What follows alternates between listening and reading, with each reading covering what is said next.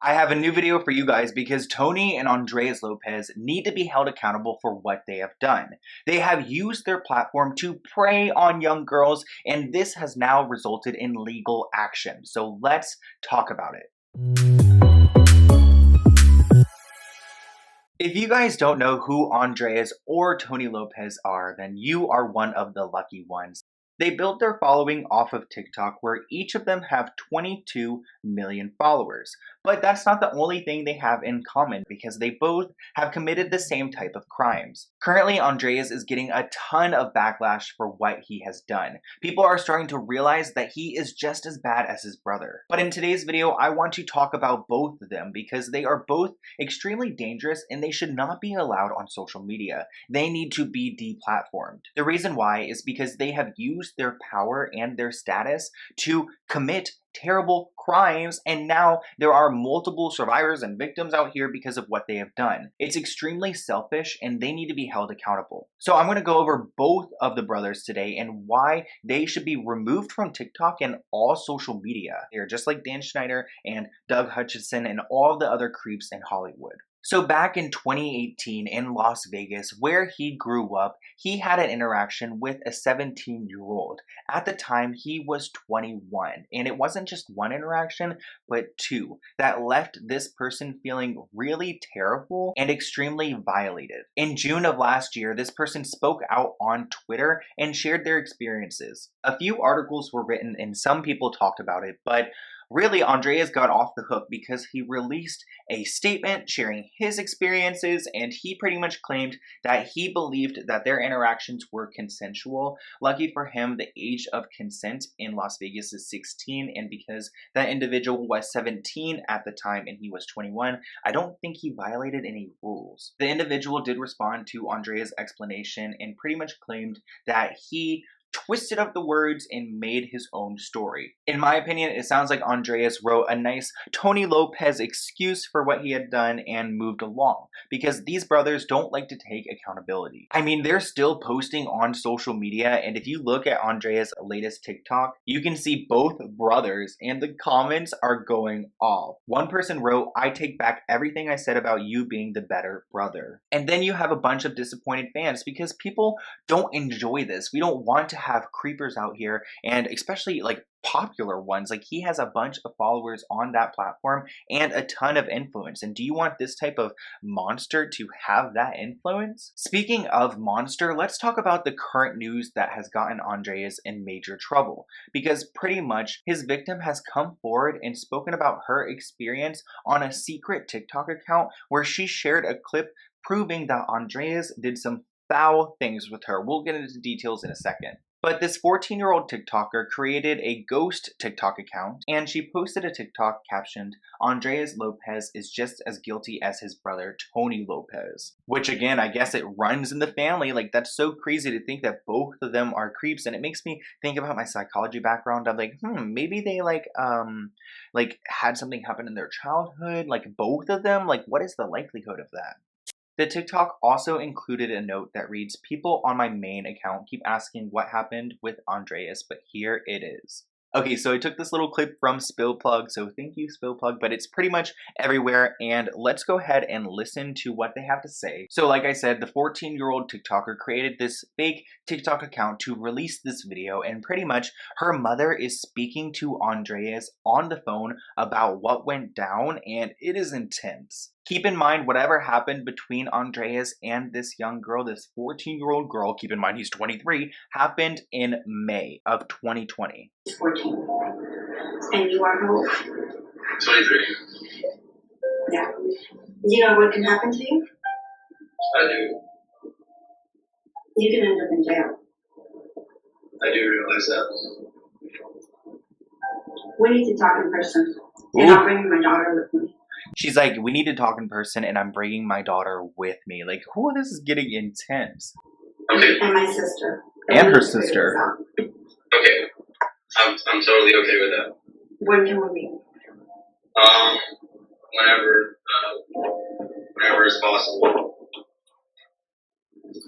Today. Today. Okay. You guys might be wondering what is going on here. What could have happened that the mom is now reaching out to him? Why is he even talking to a 14-year-old? Like, why is a 23-year-old male attracted to like you know what I mean? Like at that point, like people are still going through stages. Like, why would you even be attracted to that? But pretty much what happened between Ondreaz and this young girl is insane. And even though he's allegedly claiming none of this has ever happened, he is being accused of going all the way with a 14-year-old. And again, he's 23, so you do the math, 6 plus 3, 9 years difference between them, and he went all the way. And you guys know what I mean by that. I'll explain how I know in a minute, but a lot of people were claiming that this girl, this 14-year-old girl, was actually fake and she was trying to get clout. To try to prove that she isn't lying, which is so sad because, you know, a lot of people don't believe victims. She actually posted a video from around the same time, back in May 2020, of the Lopez brothers' home. She was in one of their rooms or bedrooms, and she even zoomed in on a sign that had their name, and yeah, so that was her proof. But honestly, she didn't even really need it because she was already legally suing Ondreaz for what he did. In this legal note that she shared on TikTok, it literally writes out that this man, 23-year-old man, went all the way with a 14-year-old, literally a TikTok 14-year-old girl, and now they're going to court because of it, which they should, as they should, because he needs to be held accountable. But then at the same time, he's over here still posting on social media like nothing has happened. Even though this is the worst part of the story, the fact that he went all the way with a 14-year-old, it still is pretty bad. It gets even worse. I don't want to say worse because this is probably the worst, but he had a girlfriend at the same time, and his girlfriend is pretty popular. Hannah Stocking has been dating Ondreaz Lopez for 6 months,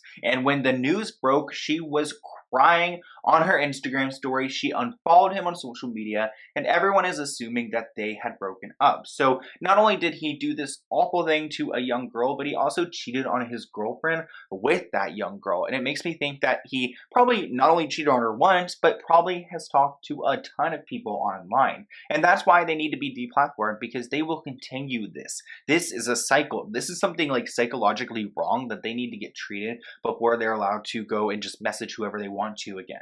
In Ondreaz's bio on TikTok, it literally says that one guy, which, oh God, I guess he is that one guy. The one guy I wouldn't want to be right now, honestly.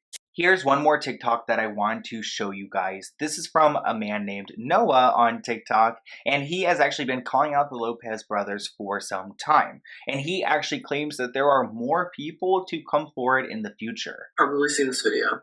You know what can happen to you? I do. You can end up in jail. If you haven't seen it, then what that is a video of Ondreaz talking to the mother of a victim. I'm sorry, but this whole idea that you guys have of Ondreaz being the better sibling is totally wrong. Ooh. I've known about this for a while, but haven't been able to say anything because of legal reasons. But all the legal stuff is cleared up now. Ondreaz, baby, buckle up, because now it's your turn. I was asked to leave out names, so that's what I'm going to do. This all happened on April 4th last year, Ondreaz's birthday. The victim was 14. This is a video she took. When she got there, she was given alcohol. She was under the influence. On that day, Ondreaz brought her up to his bedroom and took advantage of her. This is a document from her attorney. Pause to read it. It's not just Tony that does things like this. It's his brother, too.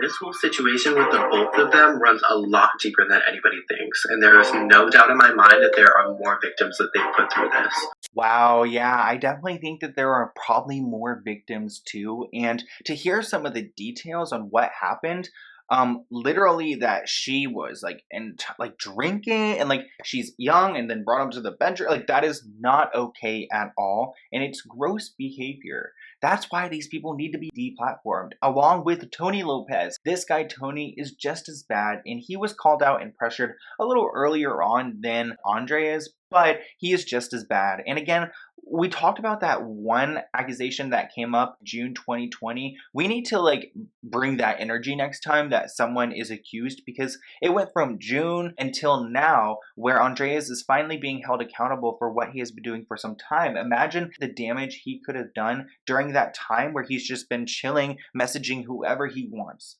But now let's talk about Tony, because this is when stuff gets even creepier.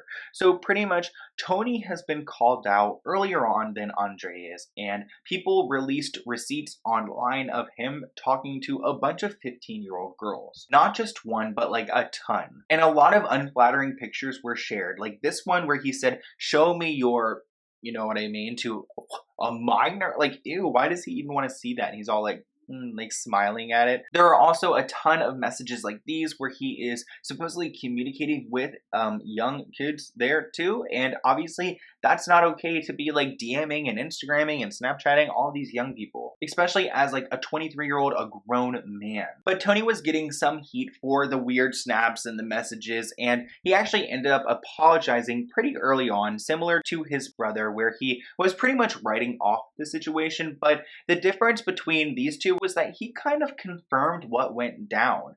Like his brother Ondreaz has been denying everything, and Tony has denied everything too. But when he first addressed this, he was like, "I'm still new to the entertainment and LA scene. I am quickly learning that you cannot believe everything that you were told." He claims that once he found out that he would stop immediately talking to these young kids, but that was actually proved false, because after finding out how young they were, he was still talking to them. This has all resulted into a very messy lawsuit involving Tony and a bunch of other people that he lives with and works with, including his manager Thomas and the entire Hype House. Tony isn't being sued for sending weird messages to girls on social media, but being sued for taking pictures of young girl, and also for doing other things like physical things. And that's why these people actually have a case, and a big one, because this document claims that they have a lot of witnesses and a boatload of evidence that they are ready to show the court. And there are several people who are suing the bunch of boys for various things, including the ones that are inappropriate, but then some other ones like psychological distress and emotional distress. So these people need to be held accountable, and I'm glad they're legally being held accountable, but I don't understand how I can get banned off of TikTok after posting 2 TikToks where I was crying about the Peaches situation. All the Peach links were able to report me and remove me off of TikTok, yet these creepazoids can continue on the app even though they are being legally charged, and their affiliation with the app has allowed them to commit the crimes that they are being charged with. Do you guys see what I'm talking about? It's just like it's a messy situation that's gotten even messier with the power that they have been given. These guys obviously have issues and they need to go get help. I'm not saying they're evil people and they're destined to go rot.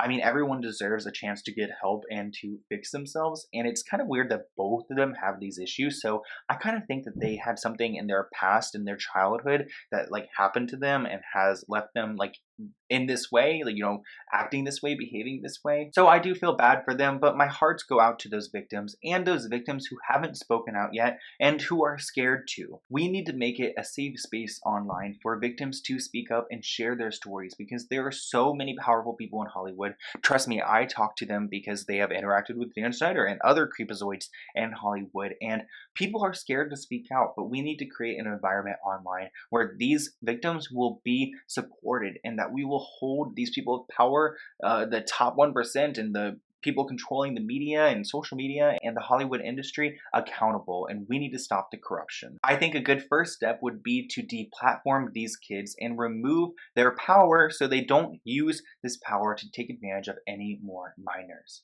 But let me know what you guys think in the comments below. I hope I covered this all right. I know a bunch of like Spill accounts and Steam accounts and Sesh accounts, and every account covers it way better than I do, but I want to talk about it because you guys know how I feel about protecting children, and we need to protect the children in all ways. And even though Dan Schneider and Doug and all these creepazoids are old and they have, you know, been extremely problematic, there are also young creepers out here, and these ones need to be held accountable as well.